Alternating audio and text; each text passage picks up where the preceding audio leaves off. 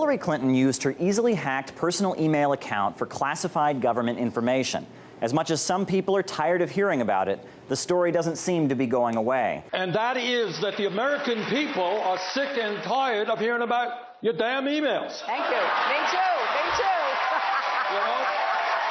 Now, a new report from the State Department's internal investigation says it's very possible that vital information was hacked. I do know there were hack attempts, but none of them were successful.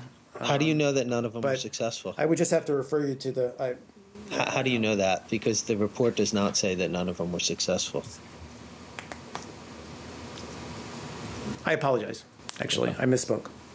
Now Hillary Clinton is on the defensive. If I could do it over again, I would have done it differently. How do we know that this is the only time that she did that? What was the most logical reason to do this? Do you believe Hillary Clinton broke the law? I think more than anything, we've learned that your emails are very boring.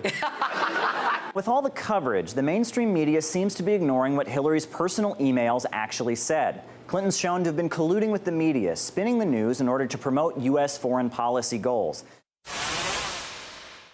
Now, the owners of Google and Al Jazeera collaborated with the State Department, which was hoping the Syrian government would be overthrown. Washington Post negotiated with her staff about its coverage of Turkey.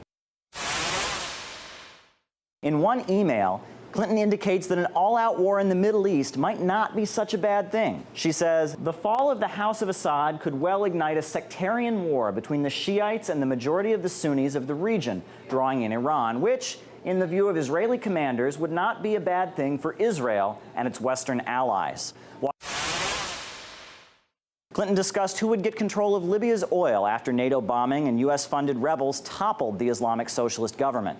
In one email, longtime confidant Sidney Blumenthal urges Clinton to make sure French and British corporations get 35%. So why isn't U.S. media bothering to report on what these emails actually said?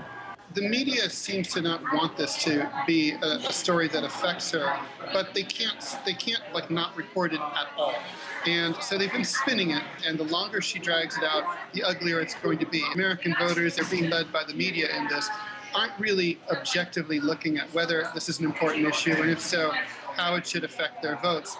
Now, many of these emails are still classified and not available to the public, but what has been released may well have had an impact on her hopes of getting the keys to the White House. Caleb Maupin, RT, Washington, D.C. And lots of